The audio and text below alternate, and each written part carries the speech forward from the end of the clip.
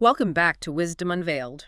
You're joining us for episode 27, believe it or not, in our special 40-part series. We're really diving deep into the incredible world of the 12th century Persian poet and mystic, Feridun Attar Nishapuri.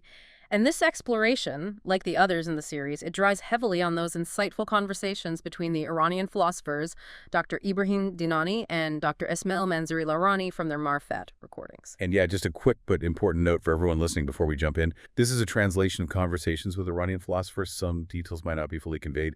We do apologize for any discrepancies. Thanks for adding that. It's crucial context. So today our journey takes us right into the heart of one of Attar's major works, the Musibatnama, which translates as the Book of Affliction. We're going to be following this really fascinating character, Saliki Fikrat, the seeker of thought on his own quest. And a key part of that involves a profound dialogue with Prophet Moses. Our mission really is to unpack how Attar uses the story of Moses, a story many of you might know, to explore these huge ideas, divine communication, what the self really is, and maybe most relevant for you listening, our own human link to the unseen world. It is a remarkable starting point because Attar, he immediately paints this very vivid, very humble picture of Moses. He's not shown, as the powerful prophet right away, but as a simple shepherd, clothed in a gillam. That's kind of rough, plain wool garment. It's a really stark simplicity, meant to highlight his sort of grounded nature before this incredible spiritual transformation. And a specific quality, helm, gets highlighted right away. That's forbearance, patience, gentleness. It's interesting that Attar implies this is just as vital for a shepherd with his sheep as it is for a prophet leading a whole nation. Why focus on that quality, helm, right at the beginning? Well, helm signifies this deep inner calm, this receptivity. It's the foundational virtue, really, that allows transformation to even happen. It's through this very patience and gentleness, this forbearance, that Moses is prepared, you could say, to become Kalim Allah. Kalim Allah, the speaker with God. Exactly. Someone who engages in direct, intimate conversation with the divine. No intermediaries. Direct access, wow. But here's where Attar introduces something really fascinating, almost a paradox, isn't it? Even though Moses is famous as the speaker with God, Attar often seems to put more weight on his role as an extraordinary listener. That feels counterintuitive. How can being a great speaker depend on first being an excellent listener? What's the insight there? It's a brilliant point Attar makes. And what's really fascinating is how he elevates this idea almost to a cosmic level. He subtly gestures toward the Quran, where God's names often appear in a specific order. Sami, the all-hearing, often comes before Basiye, the all-seeing. Ah, so hearing mentioned before seeing. Right. Suggesting that hearing, or maybe more broadly receptivity, is the primary way connection happens, even perhaps on the divine level. And the classic example, of course, is Moses at the burning bush, hearing, Ani ane Allah, indeed, I am Allah. So hearing takes precedence. And Attar pushes this even further, doesn't he? He implies the real miracle wasn't just, a talking tree. Precisely. Attar's core insight, the real kicker, is that the miracle was Moses' profoundly spiritual, incredibly attuned ear, his capacity to hear. He suggests that, in a way, all of existence, every atom, every particle is perpetually declaring, Ani ana Allah. The divine voice is everywhere, all the time. That's the implication. It's always present. But only a spiritually perfected hearing, the kind Moses possessed, can actually perceive this ever-present reality. And this connects directly to the idea of wahi, divine revelation. It's not just God deciding to speak to you, but you becoming spiritually refined enough to hear what's constantly being expressed. Wow. That puts all the emphasis on the receiver's ability. It makes you think, what are we just not hearing because our own ears aren't tuned in? Exactly. It shifts the focus inward. Okay, so that capacity of the receiver is key. And this leads us to another incredibly intense experience Moses had, the event at Mount Tur. When Moses perceived the divine light, the mountain is described as being shattered. The text uses a strong word, daka. Now, if this wasn't a literal physical shattering, what deeper meaning is Attar getting at here? This shattering is deeply, profoundly symbolic. It signifies fauna. Fauna, annihilation. Yes, the annihilation or the dissolution of Moses' individual self. His ego, his Moses-ness, if you like. It represents a complete surrender of that personal I. The underlying principle here is really profound. Only when that limited personal I is completely obliterated can the absolute I of God truly manifest, or at least be perceived without distortion. So you have to empty yourself to be filled. Pretty much. It's an emptying to allow for that ultimate fullness. Think about maybe smaller moments in your own experience, perhaps when you manage to let go of your own agenda, your ego's demands, and suddenly something, I don't know, larger, more creative seemed to flow through. That's maybe a tiny glimpse of this emptying Attar talks about. A complete surrender, letting go to receive. And this experience, receiving the divine word, it clearly created an intense inner reaction in Moses, an inner boiling, a fervor. Attar calls it jush. Yes, Josh. It implies this incredible, almost volcanic inner dynamism. And Attar uses this stunning poetic image. He says the inner Josh within Moses was so immense, so powerful, it actually became the source from which the seven seas, symbolizing all the waters of the world, emerged. Wow, that's a metaphor. Isn't it?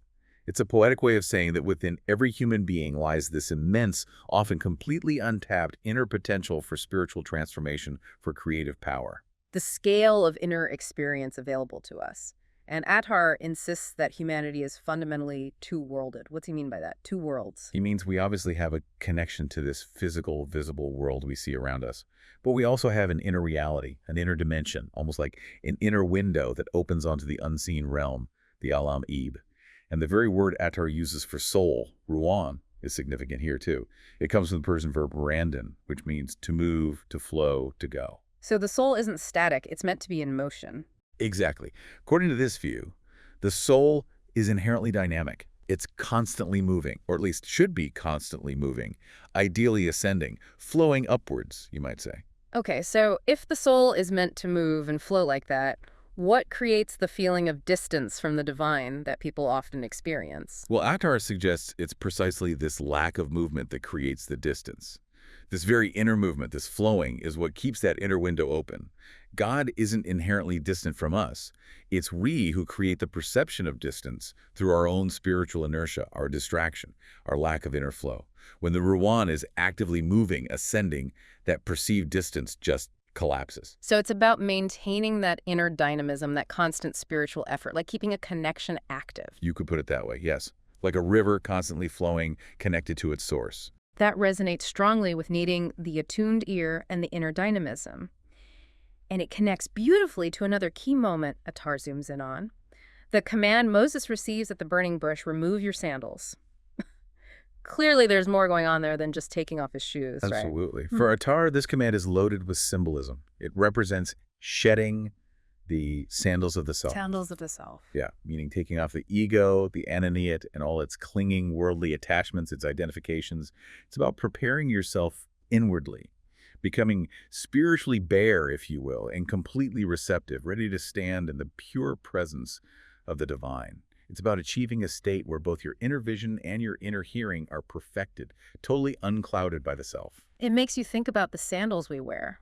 Our opinions, identities, possessions, like barriers we put up. Attar's saying take those off for genuine connection. That's a great way to think about it, shedding those layers to be fully present. And Attar uses another analogy too, doesn't he? The magnet of truth, drawing the seeker, who's like a piece of straw. Yes, that image emphasizes the pull, the irresistible attraction of the divine once the seeker is properly oriented, being drawn by a higher power.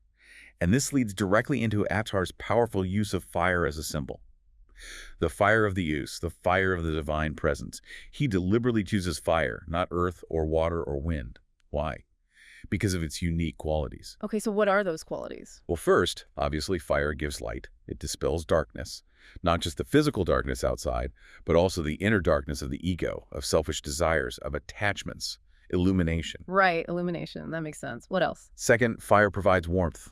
It removes coldness, spiritual lethargy, that feeling of being stuck, brings vigor and active tension and aliveness. Okay, light and warmth. And there's a third. Yes. Third, fire always moves upwards. Its flame naturally reaches for the sky. This symbolizes the spiritual ascent, the quest for higher stations, just like Moses moving towards divine proximity on the mountain. Light, warmth, and ascent. But fire also destroys, doesn't it? There's that aspect too. How does that fit in? Absolutely critical. Fire also symbolizes the burning away of everything other than God, the gerhak. It consumes the meaningless claims and attachments of the ego. This burning away the other isn't just destruction, though. It's a profound symbol of achieving unity. It's a purification that leads to what Attar calls a green world, a new, vibrant, renewed reality that emerges after the unreal, the non-existent, has been consumed by the fire. Wow. burning away the false to reveal the true, the green world. Hmm. It makes you wonder, what meaningless claims are we holding on to that maybe need to be burned away for our own renewal? That's precisely the kind of reflection Attar invites. And this concept, burning away the other, it seems connected to God's absolute Anna, his I. You mentioned Attar emphasizes the powerful repetition of God's Anna in the divine declarations to Moses. How does that affect Moses' own sense of I? Each divine assertion of Anna acts like a hammer blow, chipping away further at Moses' individual, limited I. For Attar, the human assertion of I, when it's done independently of God, claiming absolute existence for oneself, that's the root of spiritual error.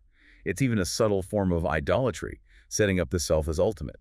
The true human I, in Attar's view, is meant to be understood only as a reflection, a manifestation, a mirror of God's absolute I. It's a radical recentering of identity. This reorientation of selfhood, it reminds me a bit of Rumi, actually, who came later. He had that beautiful image of humans having two mouths. Does that connect here? It illuminates it perfectly. Rumi speaks of one mouth that chatters away from the limited human ego, saying, I want this, I think that. And then there's another mouth, which only speaks when the ego falls silent, when it's dissolved. That's when the individual can become a pure channel, allowing essentially divine expressions, divine truths to flow through them. Getting the personal I out of the way so the real I can speak. Yeah. And this path, this annihilation of self, leads directly to the concept of spiritual sovereignty, doesn't it? Sultanat Manavi. This doesn't sound like any kind of worldly power, not elected, not inherited, not honorary. It sounds much, much deeper. It is, absolutely. This is a real, profound sovereignty over existence itself. It's a direct, unmediated connection to the unseen world, the Alam Gaib. Attar connects it to that Quranic verse, O company of jinn and mankind, if you are able to pass beyond the regions of the heavens and the earth, then pass. You will not pass, except by means of authority. Attar interprets that sultan, that authority you need to pass beyond limitations, as precisely this spiritual authority and power. Okay, so how does one achieve this profound connection, this true sovereignty? What's the condition? The path is the annihilation of self. It's becoming like that fire we talked about, the fire that burns away everything other. And this leads to that really striking concept, love of nothingness, ishkanisti. Love of nothingness. That sounds paradoxical. It is, but it means the love for the non-existence of your own separate ego, which is paradoxically the very same thing as the love for the absolute existence of God. That realization, that state, is the spiritual station of fauna, the complete annihilation of the limited self. Wow. Love your own non-existence to fully love God's existence. That ties so much together. Okay, let's shift slightly. What about Moses' famous miracle with the staff that devoured the sorcerer's illusions? Attar obviously interprets this symbolically too. What does the staff represent for him? Indeed, it's all symbolic for Attar. Moses' staff, for him, represents intellect owl, but not just dry reason. It's intellect imbued with the power of truth and sound argumentation. This power, Attar argues, always prevails over deception, illusion, mere fantasy, or imagination in the long run. He uses an analogy. An artist can draw hundreds of different shapes to represent one single truth, but the truth itself remains one and ultimately overcomes all falsehoods. The sorcerer's tricks were just a fleeting show. Moses' staff represented enduring reality grounded in truth. So, truth, powered by sound intellect, always wins out. And how does this connect to the idea of the station of poverty, faqr? Attar has that line, if you become a seer in nothingness, you will become the eye of poverty in the world. What does that mean, becoming the eye of poverty? It means that when you're stripped of your personal self, through fauna, through that nothingness, your vision is no longer just your vision, clouded by your ego, your biases. Instead, your sight becomes the very vision of truth itself. And faqr, poverty, in this mystical sense, means absolute neediness and total dependence on God alone. Complete dependence. Yes, but here's the paradox again. This state of complete dependence on the divine is presented by Attar as the ultimate form of sovereignty, true power over all existence. He even elevates this concept further by praising Prophet Muhammad's absolute poverty, faqr, as being even greater than Moses' state, linking it directly to the famous prophetic saying, poverty is my pride, faqr, that poverty is the essence of sovereignty. True power comes from absolute humility and dependence. Amazing. Now, this is where Saliki Fikrat, our seeker of thought in the Mysticism, consults his peer, his spiritual guide, and this peer is said to represent the universal intellect, Aqli Kuli. So what is the core teaching, the ultimate path, revealed by this universal intellect? The ultimate path, according to Attar's voice through this peer, is the inseparable unity of intellect. Ankul, and love, Ishku. They absolutely must go together. They're complementary, like two wings needed for the soul to fly. They can't be separated on the true path. Attar, interestingly, draws on prophetic traditions here, like the first thing God created was intellect, or the first thing God created was my light, and he often equates this primordial light with the universal intellect, really grounding intellect's importance. So intellect is fundamental, a primary creation even, but it needs love alongside it. How do they work together on this path? Exactly. Love provides the speed, the passion, the fire, the jush we talked about earlier for the spiritual journey. It's the engine. But love absolutely requires intellect for guidance, for discernment, for light, for direction. Okay. So love is the power. Intellect is the steering wheel and the headlights. That's a great way to put it. Love without intellect can be blind, maybe even reckless or misguided. But intellect without love can become cold, dry, purely academic, stagnant. It lacks the driving force. Their union, their synergy, is absolutely essential for reaching the ultimate spiritual goal. And Attar doesn't shy away from emphasizing intellect's high status. He argues nothing in existence is truly higher than intellect because intellect is what comprehends everything else. And that line, the comprehender is always superior to the comprehended. Can you unpack that a bit more? It means that intellect isn't just another thing within the world. It's the faculty that can grasp, understand, and, in a sense, encompass the world's structure and meaning. Like an architect understands the entire blueprint, not just one brick within the building. Intellect, in this highest sense, is master over everything it comprehends. And this supreme status gets reinforced by that tradition. Intellect is the inner prophet. The inner prophet. Yes. So Attar, often painted just as a mystic of love, separate from, say, the rational philosophers, actually gives immense praise to this universal intellect, distinguishing it from what he might see as flawed human reasoning. His work ultimately is this incredible project of reconciling and unifying intellect and love, but setting intellect as the foundational light, the guiding principle for true spiritual understanding.